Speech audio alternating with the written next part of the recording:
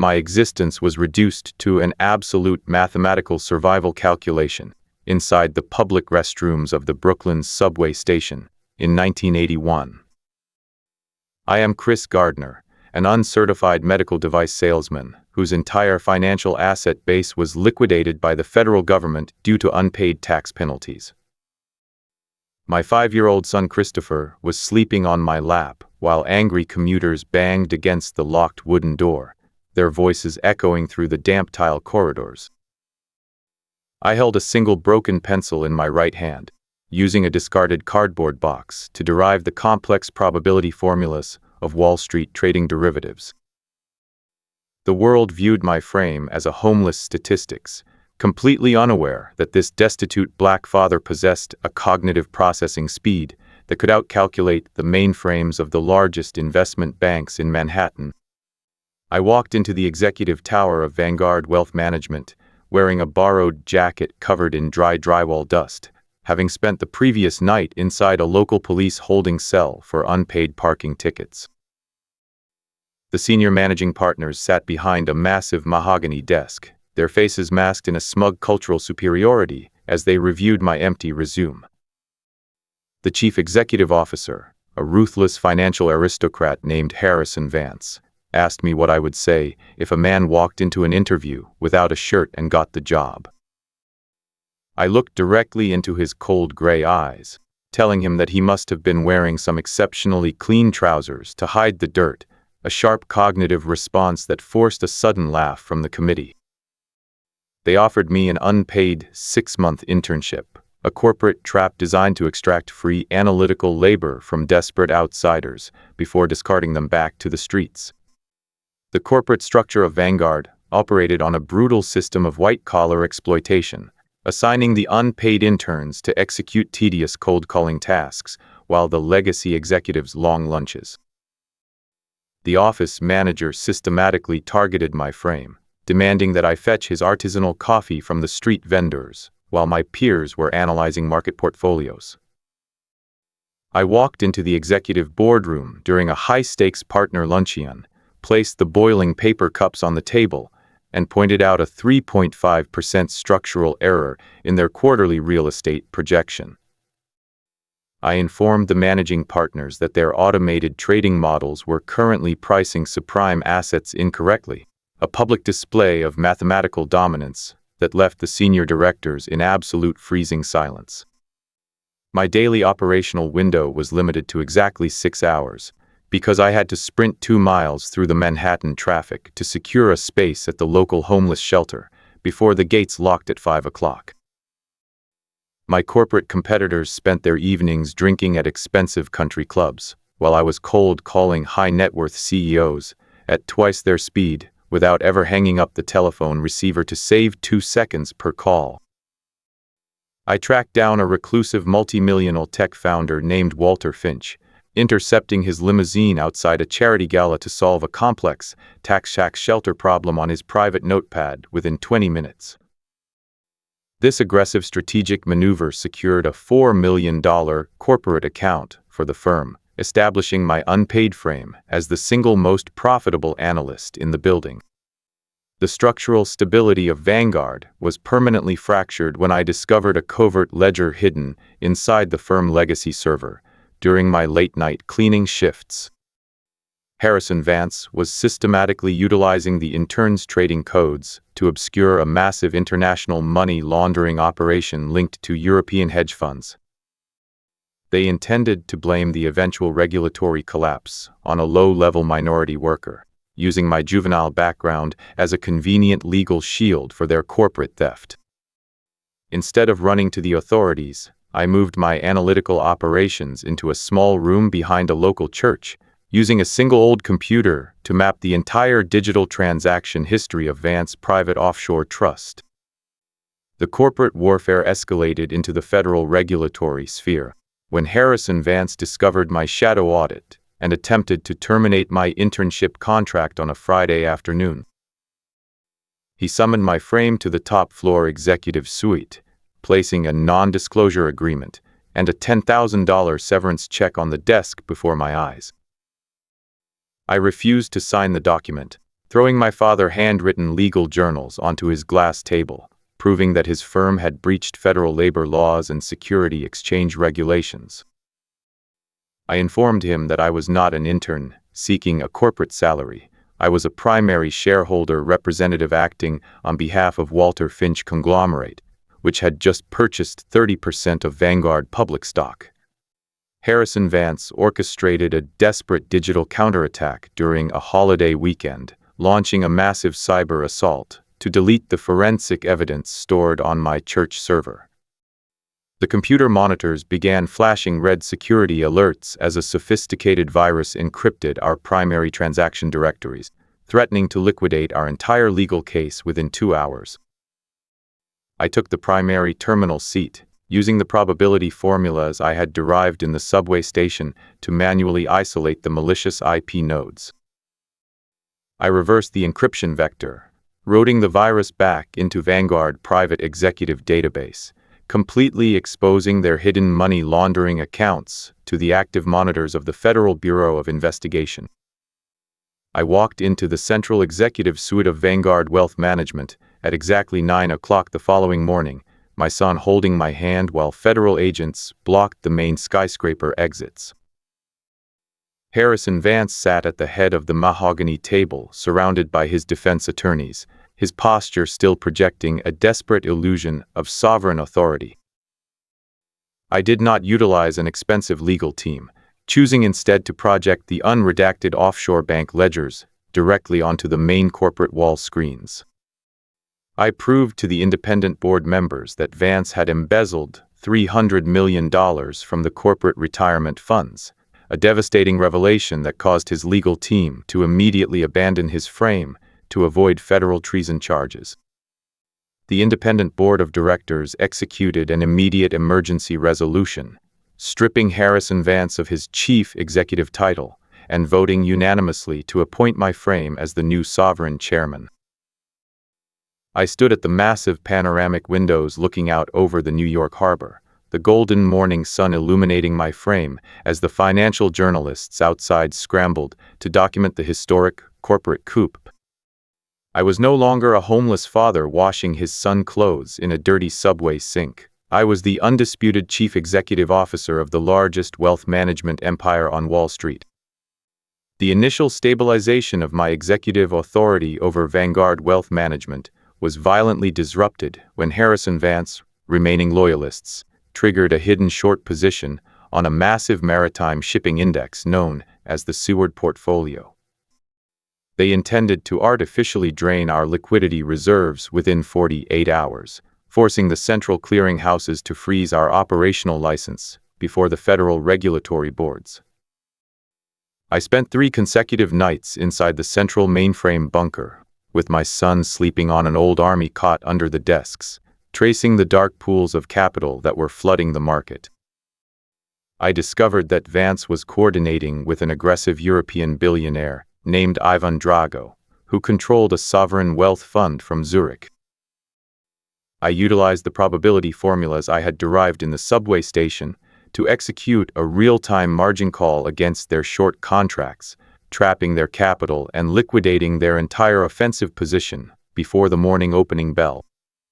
Ivan Drago launched an aggressive corporate counter-offensive, weaponizing his media network to publicize a coordinated smear campaign that labeled my past homelessness as a catastrophic risk factor for institutional investors. The stock value of Vanguard experienced a sudden 12% decline as institutional pension funds began withdrawing their assets in a state of administrative panic. Harrison Vance corporate lawyers capitalized on the volatility, filing an emergency injunction in the federal court to invalidate my chairmanship, based on character deficiency clauses from the original 1982 bylaws. I refused to deploy expensive public relations agencies, choosing instead to present our unredacted balance sheets directly to the independent credit rating organizations in Washington, proving that our capital reserves were the most secure in the nation and forcing the court to dismiss the injunction with prejudice. A regional faction of conservative commodity traders at our Chicago subsidiary branch organized a massive administrative strike, refusing to process our automated grain futures contracts to deliberately freeze our Midwestern supply chain. They locked the trading floor doors and disabled the central optical fiber routers, causing a daily revenue loss of $15 million that threatened to breach our debt covenants with the central banks. I traveled to Chicago alone without a single corporate bodyguard, entering the chaotic trading floor where 50 hostile brokers were waiting to confront my frame.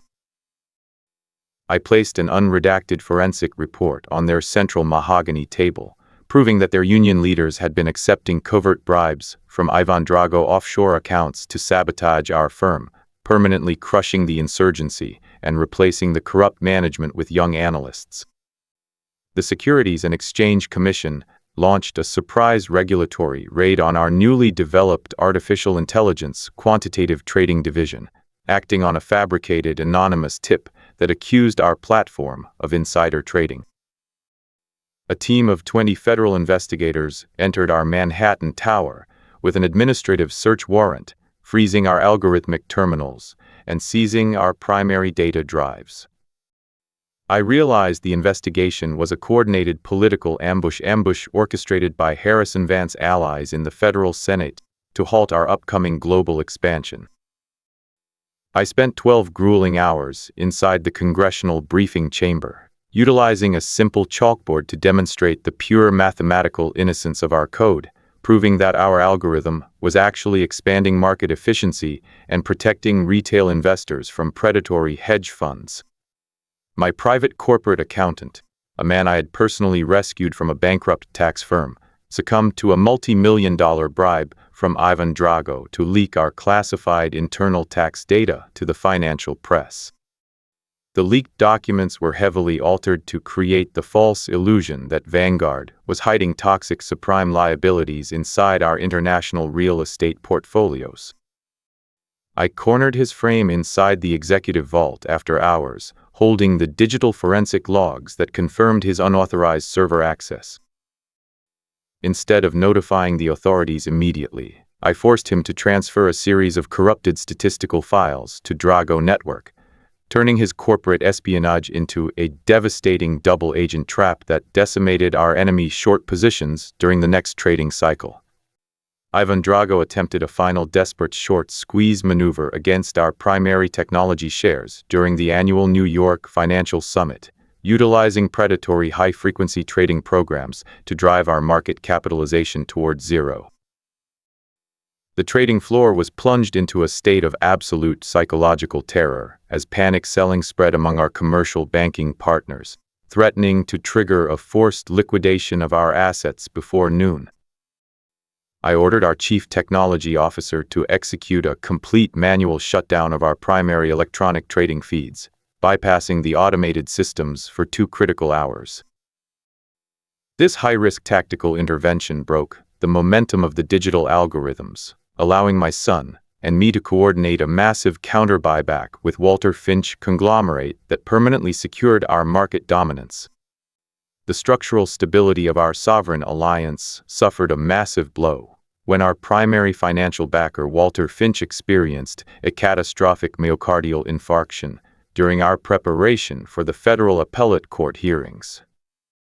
The medical team placed his frame into an intensive care unit, leaving me completely isolated without my chief financial ally just as Ivan Drago launched a $4 billion corporate lawsuit to invalidate our voting shares.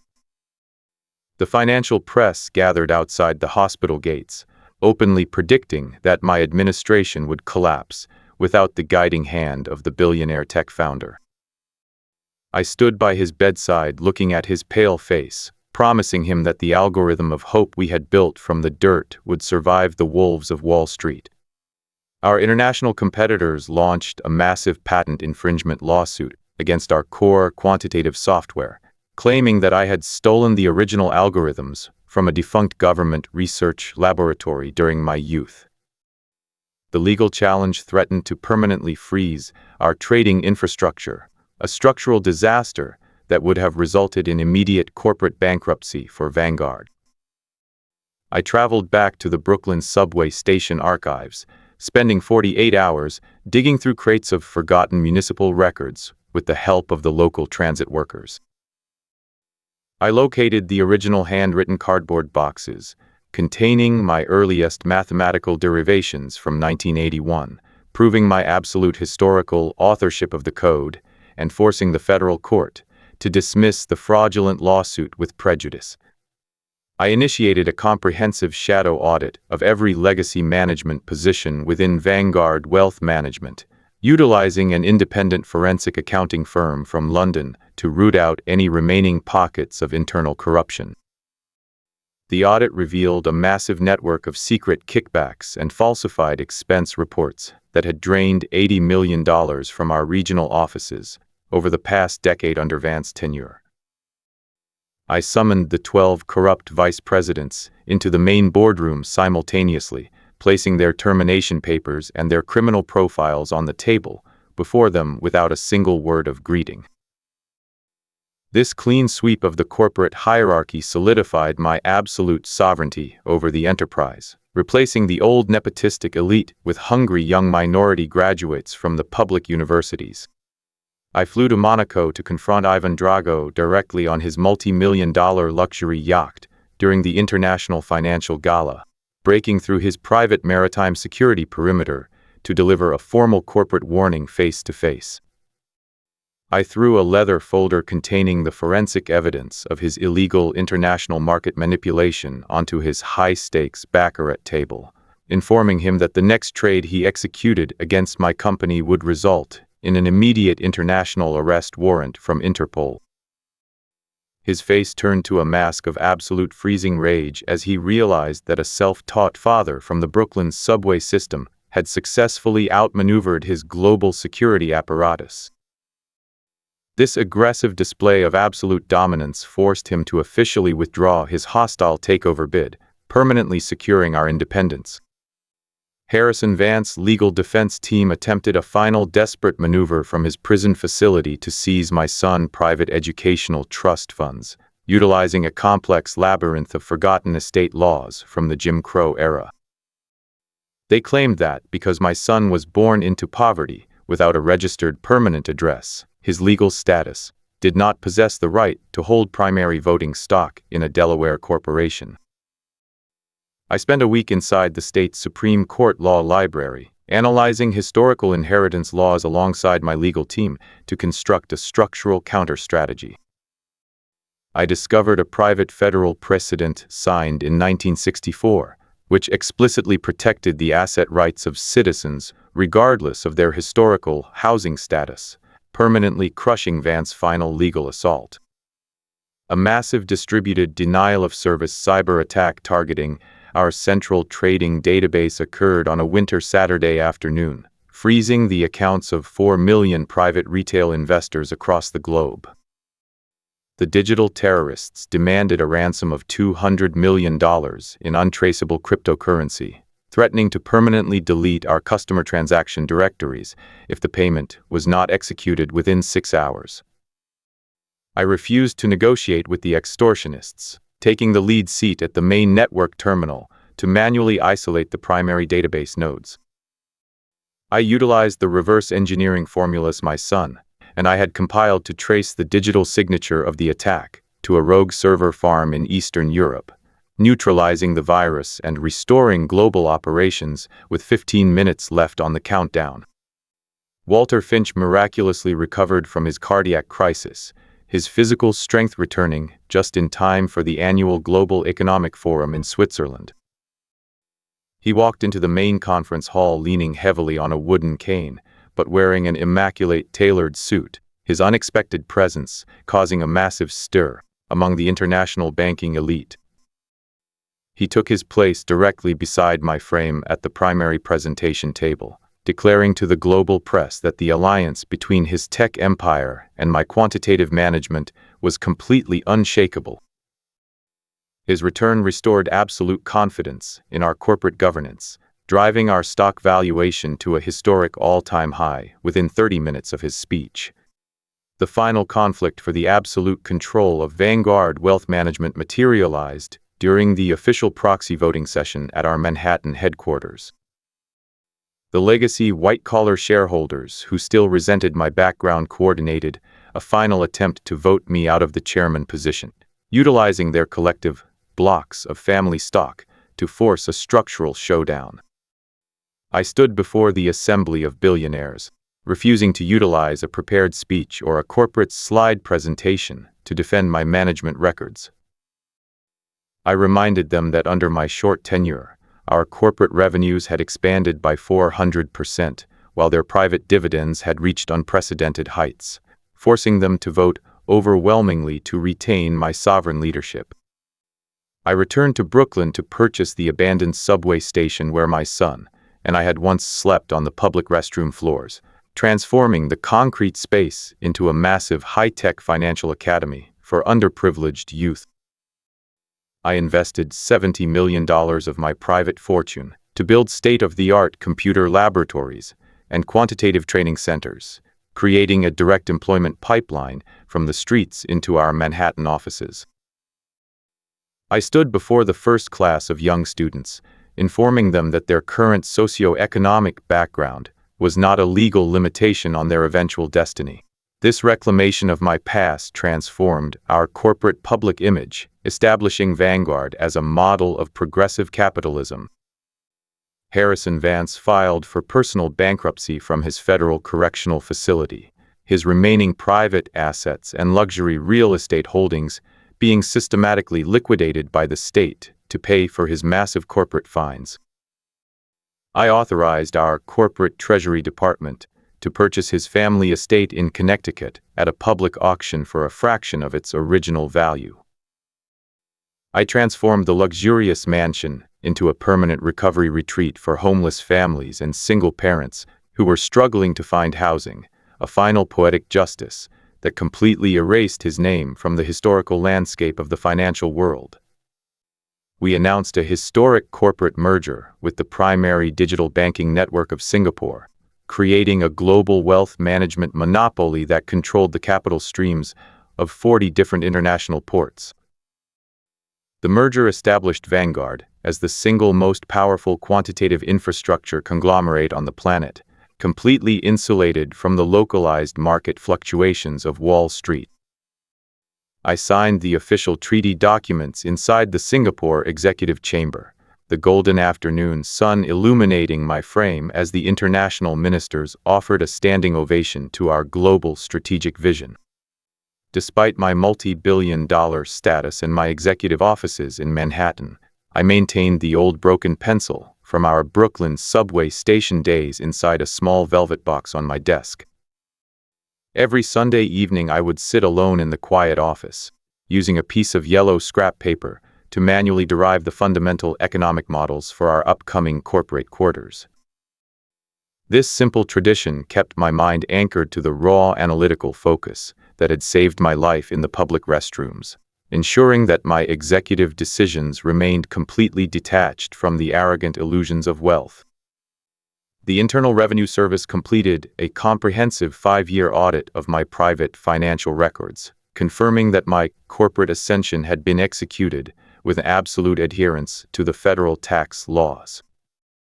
The lead auditor presented the final clearance certificates to my desk, admitting that he had never reviewed a financial profile of my magnitude that carried 0 discrepancies. This absolute legal validation silenced our remaining political detractors in Washington, establishing my status as an unassailable titan of American industry who was completely beyond the reach of corporate scandal. Our global expansion reached a critical milestone when we acquired the historic Bank of London Securities Division, integrating their legacy institutional assets into our automated quantitative network. This strategic acquisition triggered a massive structural conflict with the old banking families of England, who viewed a self-taught black chairman from New York as an intolerable threat to their historical financial hegemony. I flew to London, entering the ancestral boardroom of the central bank to defend our automated trading models against their conservative directors. I proved that our algorithm could process sovereign debt risks at 10 times their manual speed, forcing them to accept the merger terms in absolute administrative silence. I was invited to serve as the keynote speaker at the annual Wall Street Investment Gala, an elite event that had traditionally excluded minority founders during the early years of the financial markets. I walked into the grand ballroom of the Waldorf Astoria Hotel, my presence drawing the immediate attention of every prominent hedge fund manager and central banker in the country. I used my speech to openly criticize the predatory lending practices of the traditional banking elite, challenging them to invest their capital into the real industrial growth of the nation rather than speculative derivative markets that exploited the poor. The Oxford University School of Economics appointed my frame as a permanent visiting professor of quantitative market analysis, requesting that I deliver a lecture series on the integration of probability formulas into modern wealth management. I stood before the class of elite graduate students, utilizing the chalkboard to demonstrate how my subway station calculations had successfully defeated the high-frequency trading algorithms of Ivan Drago. My presence on the academic platform solidified my intellectual authority, proving that our unconventional boardroom strategies had officially become the new standard foundation for global financial education. We established the Gardner Memorial Library inside our Manhattan headquarters, creating a permanent historical archive that housed all the original cardboard boxes, financial ledgers, and journals compiled by my son and me during our years of homelessness. The archive was open to the public, providing young independent researchers with free access to the foundational economic data that had built our global logistics network. I stood by the bronze bust of my son during the opening ceremony, realizing that my long journey through the corporate wilderness had successfully restored our family legacy to its rightful place of honor. I authorized a massive $600 million investment into the development of automated, solar-powered cargo infrastructure, shifting our entire logistics fleet away from traditional fossil fuels. This strategic transition positioned Vanguard as the global leader in sustainable maritime transport, securing long-term exclusive contracts with the environmental regulatory agencies of the European Union.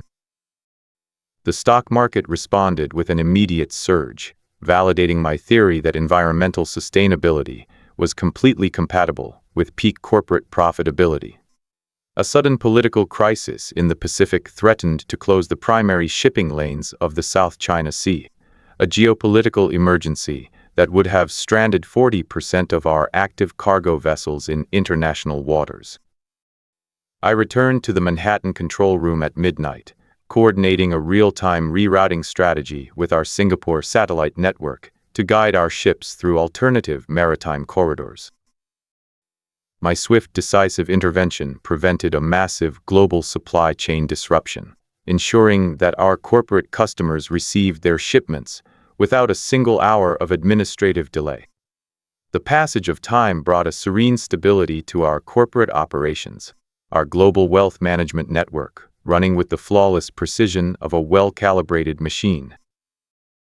I spent my days mentoring the young directors I had selected from our Brooklyn incubator, watching them manage the complex regional offices with the same raw, analytical focus that had defined my own youth. I realized that my true legacy was not the multi-billion-dollar valuation of our stock, but the permanent destruction of the old nepotistic hierarchy that had traditionally controlled Wall Street. My legal team successfully finalized the global copyright protections for our core automated navigation software, securing a permanent royalty stream that guaranteed our financial sovereignty for the next 50 years. The software was officially registered under the name, the Gardner algorithm, a lasting tribute to my son's resilience that generated billions of dollars in passive revenue from our international competitors who were forced to license the technology to survive the modern market landscape. I stood on the private terrace of my penthouse suite, looking out at the golden sunset illuminating the Hudson River, my heart feeling a profound permanent peace that had eluded me since childhood. The screams of the subway commuters and the cold isolation of the public restrooms had been completely silenced, replaced by the magnificent grand symphony of a legitimate life that had conquered the financial universe through the sheer power of intellect. Our chief financial officer delivered the comprehensive year-end report to my desk, confirming that Vanguard Wealth Management had officially achieved a zero-debt status while maintaining a cash reserve of $4 billion. This unprecedented financial security established our company as the most stable infrastructure conglomerate in the world, completely immune to the hostile designs of any future corporate raiders or global economic recessions. The narrative structure rejects any form of theatrical artifice, concluding with absolute realistic stillness inside the quiet executive office of Gardner International at midnight. Chris Gardner appears sitting alone at the massive polished desk, his formal tailored suit immaculate while his physical frame remains remarkably relaxed, completely free of the survival panic that had dictated his early years. In his right hand he holds an old creased subway token, its copper surface reflecting the silver glow of the Manhattan skyline streaming through the tall panoramic glass windows. The ambient lighting of the executive's suite drops by a single precise octave as the building automated power grid shifts into its late-night conservation profile, leaving the room illuminated entirely by the cold digital blue numbers of the Wall Street ticker. He does not offer a final theatrical monologue or look toward the empty chairs of his defeated adversaries, choosing instead to place the token inside a small velvet box, his eyes closing slowly as he breathes in the absolute silence of his corporate empire. The camera remains completely stationary, locking onto his calm, triumphant face for 5 long suspended seconds of profound psychological resolution before the distant city lights flicker once on the glass, and the screen slowly fades to a deep, permanent midnight black.